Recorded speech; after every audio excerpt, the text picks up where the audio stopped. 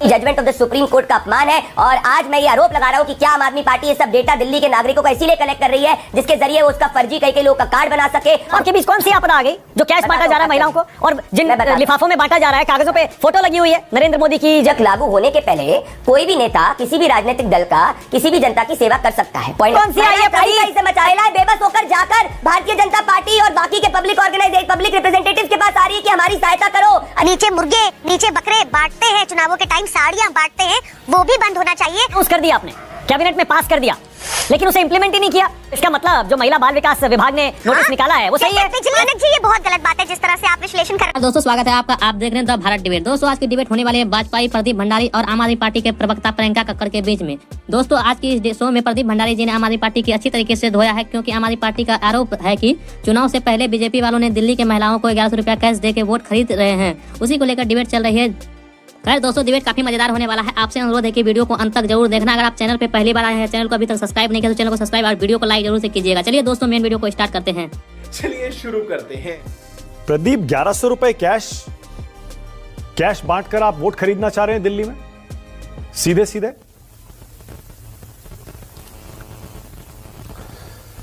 ये मैं आप चाहता हूं कि आपका कैमरा पर्सन जरा जिस एनजीओ को ये बदनाम करने का प्रयास कर रही है आम आदमी पार्टी, क्योंकि आम आदमी पार्टी ने आज देश के सुप्रीम कोर्ट का अपमान किया है।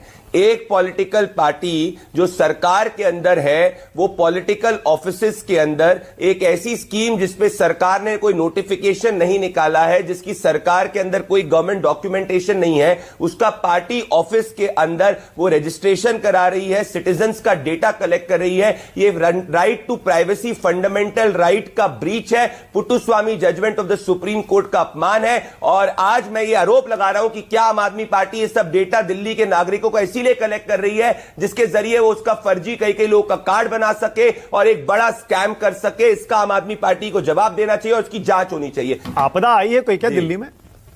भूकंप, कोविड, उस समय पैसा दे समझ में आता है। चुनाव के बीच कौन सी आपदा आ गई जो कैश बांटा जा रहा है महिलाओं को और जिन लिफाफों में बांटा जा रहा है कागजों पे फोटो लगी हुई है नरेंद्र मोदी की, जेपी नड्डा की, खुद परवेश वर्मा की। लेवल सबके निकलेंगे। पहली चीज तो मॉडल कोड ऑफ कॉन्डक्ट लागू नहीं हुआ है, तो मॉडल कोड ऑफ कॉन्डक्ट लागू होने के पहले कोई भी नेता किसी भी राजनीतिक दल का किसी भी जनता की सेवा कर सकता है। Point number 1।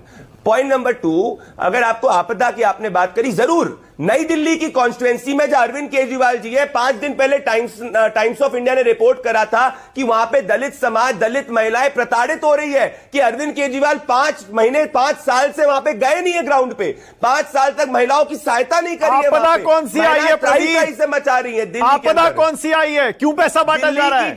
बताता हूं, मैं बता रहा हूं आपको।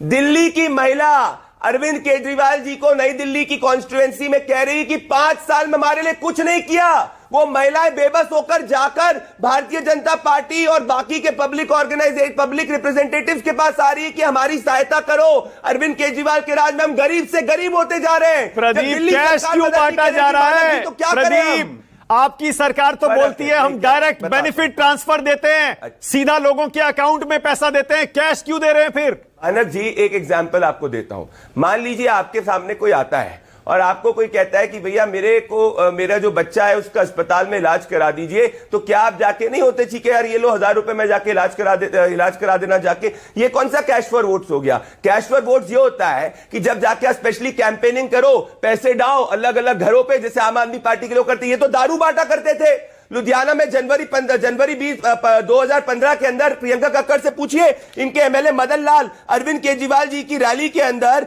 मदन लाल जी लुधियाना के अंदर जुलाई 15, 2020 की हिंदू की रिपोर्ट है, दारू बांट के लोगों को ला रहे। तो ये दारू बांटे वो इलीगल है, और अगर हम जनता की सहायता करें वो कैसे इलीगल हो गया? अच्छा, ये मैं आपसे पूछना चाह रहा हूं। और अब आपने बात करी, और एक और मैं कहूंगा, वो एनजीओ कोई अभी ऑपरेशनल नहीं हुआ है मानक जी, वो एनजीओ 20 साल से ऑपरेशनल हो रहा है। अगर वो एनजीओ आज ऑपरेशनल होता तो आपका डाउट सही होते कि भाई हां कुछ तरीके की घपले करने का प्रयास किए जा रहे। प्रदीप बात एनजीओ कितने समय से चल रहा है उसकी नहीं है। जैसे मैंने कहा आपदा के समय लोगों की मदद करता है, बहुत बढ़िया, सल्यूट है उसके लिए साहिब सिंह वर्मा को और प्रवेश वर्मा को। लेकिन चुनाव के समय कैश बांटना उन लिफाफों में जिनमें फोटो लगी हुई है आपकी पार्टी के नेताओं की, वो सही नहीं है, बेईमानी है, वो बेईमानी है प्रदीप। क्या बोला तूने? मानक जी, बेईमानी वो है जो अरविंद केजरीवाल जी कर रहे हैं।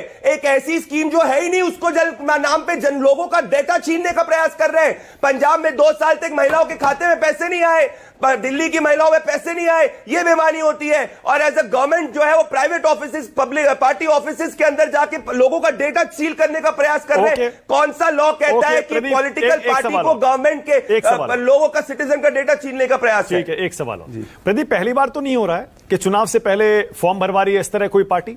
जहां तक मुझे याद है कांग्रेस पार्टी ने भी फॉर्म भरवाए थे, याद करिए लोकसभा चुनाव के समय उन्होंने भी कुछ योजना अनाउंस की थी। आपके भी बहुत सारे कार्यकर्ताओं ने इस तरह के फॉर्म भरवाए हैं लोगों से अपने अपने क्षेत्रों में, अलग अलग चुनावों में। पहली बार नहीं हो रहा है ये।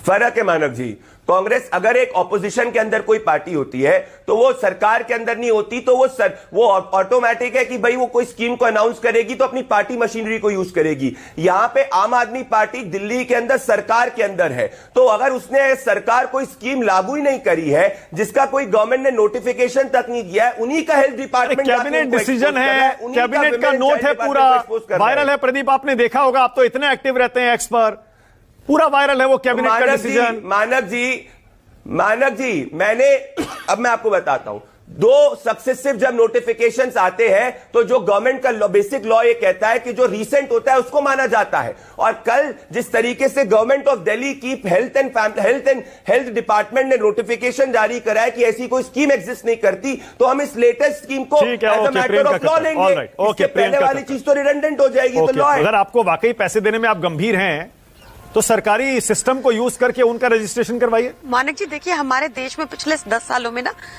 जो माहौल रहा है उसमें दंगे नॉर्मलाइज हो गए, उसमें हिंदू मुस्लिम विवाद नॉर्मलाइज हो गए, उसमें प्रधानमंत्री की ऐसी लैंग्वेज, तुम्हारी भैंस चुरा लेंगे, तुम्हारी बकरी चुरा लेंगे, नॉर्मलाइज हो गया, उसमें महिलाओं के रेप नॉर्मलाइज हो गए। अच्छा, आई होप कि आज आप इस बात को नॉर्मलाइज नहीं करेंगे कि भाजपा के एक बड़े नेता बहुत ज्यादा क्वांटिटी में कैश अपने घर में रखे हुए हैं, जिन्होंने ये कैश बांटा है, आज वो पकड़े गए हैं। कोई एनजीओ का विवरण उस फोटोग्राफ पे नहीं है। मैं चाहूंगी कि आपका चैनल एक रिस्पॉन्सिबल चैनल होने के नाते वो दिखाए विजुअल्स, जो विजुअल्स मैं आपको भी कैमरा यहाँ इस पर दिखाऊंगी। कहीं कोई संस्था का नाम नहीं है, आप भी जानते हैं ये बात। This is highly unacceptable. ये लोकतंत्र में परमिसिबल नहीं होना चाहिए नॉर्मलाइज होना। हम लोग कब से लड़ रहे थे कि ये जो नीचे दारू, नीचे मुर्गे, नीचे बकरे बांटते हैं, चुनावों के टाइम साड़ियां बांटते हैं, वो भी बंद होना चाहिए। पर आज जो इनकी चोरी पकड़ी गई है, as a responsible anchor, as a responsible channel, you can not let it normalise. इनसे सवाल पूछना चाहिए। क्यों पूछना चाहिए? अगर इन्होंने अगर 500 महिलाओं की भी हेल्प की एक महीने में तो 5,50,000 हो गया। आप घर में 20,000 से ऊपर रख नहीं सकते, ऐसा मोदी जी ने कहा है। कहां से आया ये सारा कैश? अगर पूरा साल इन्होंने डिस्ट्रीब्यूट किया तो 66 लाख हो गया। मैं सिर्फ 500 विमेन की बात कर रही हूँ, उससे ऊपर तो शायद दे ना पाइए। तो ये जरूरी है कि इनसे पूछा जाए ये कैश किसका है, जो इलेक्टोरल बॉन्ड से जिससे भाजपा के बड़े बड़े दफ्तर बने लोगों को ब्लैकमेल करके, क्या ये वो पैसा है? क्या रंगदारी की कॉल्स जो दिल्ली में व्यापारियों का आ रही है, पैसा ऐंठा जा रहा है, क्या ये वो पैसा है? इसकी जांच बहुत जरूरी है। पिक्चर चालू करो बे। अब इनकी साजिश चल रही है आतिश जी को जेल में डालना। ओके, अब आपको भी जवाब देना चाहिए। आप कह रही हैं चुनाव के समय ये पैसा बांट रहे हैं, ये बेईमानी है। आप जो ये योजनाएं चुनाव से पहले अनाउंस कर रहे हैं, अनाउंस कर दिया आपने, कैबिनेट में पास कर दिया, लेकिन उसे इंप्लीमेंट ही नहीं किया। बोल रहे हैं कि हम 1,000 रुपए 1,100 रुपए देंगे, कैसी बात कर रहे हैं? चुनाव के बाद देंगे 2100 रुपए। इंप्लीमेंट कहां हुई है बताइए? इंप्लीमेंट होती तो लोगों को पैसा मिलना शुरू हो जाता ना। मानक जी कोई भाजपा ही ऐसा कहता ना तो मुझे समझ आती। आप ऐसा कह रहे हो तो मुझे फनी लग रहा है। आपको पता है कि मैनिफेस्टो में ये प्रॉमिस किया है, ये पता है ना आपको। इनके पास कुछ है नहीं मैनिफेस्टो। इनसे पूछो ये दिल्ली के लिए क्या करेंगे, इसलिए दिल मिला रखे। कह रहे मैनिफेस्टो का प्रॉमिस इंप्लीमेंट नहीं किया। मैनिफेस्टो का प्रॉमिस तो चुनाव जीतने के बाद इंप्लीमेंट होता है कि नहीं होता? ऑलरेडी हमने कैबिनेट का डिसीजन पास कर दिया, वो अलग चीज है। बिकॉज हम लोग जो कहते हैं वो करते हैं। एग्जैक्टली, मैं यही तो सुनना चाह रहा था। महिलाओं को 2100 रुपए प्रति महीना मिलेगा। मान लिया मैंने मान लिया, और आपने भी खुद मान लिया कि ये हमारे मैनिफेस्टो का हिस्सा है, हमारा वादा है, मतलब करेंगे। तो इसका मतलब जो महिला बाल विकास विभाग ने नोटिस निकाला है वो सही है? ऐसी योजना है ही नहीं कोई। महिलाओं को फ्री बस यात्रा करी, जैसे नहीं प्रियंका, 1 सेकंड। नहीं, ऐसे मत कीजिए Manak ji, better is expected of you. No, ऐसे मत कीजिए। देखिए, हाँ बोलिए। अच्छा, मैं कह रहा हूं मैनिफेस्टो में कुछ डाला है तो उसका मतलब वादा है कि उसे आप लागू करेंगे, यानी नहीं किया अभी तक, आपने मान लिया। अरे मानक जी, ये बहुत गलत बात है जिस तरह से आप विश्लेषण कर रहे हैं, बहुत गलत बात है। दोस्तों वीडियो को अंत तक देखने के लिए धन्यवाद। आज का ये डिबेट वीडियो आप लोगों को कैसा लगा, आप लोग कमेंट सेक्शन में अपनी राय जरूर दे सकते हैं। अगर आप लोगों ने अभी तक वीडियो को लाइक और चैनल को सब्सक्राइब नहीं किया तो वीडियो को लाइक और चैनल को सब्सक्राइब जरूर कीजिएगा। चलिए दोस्तों, मिलते हैं कोई और लेटेस्ट डिबेट वीडियो में, तब तक के लिए जय हिंद, जय भारत।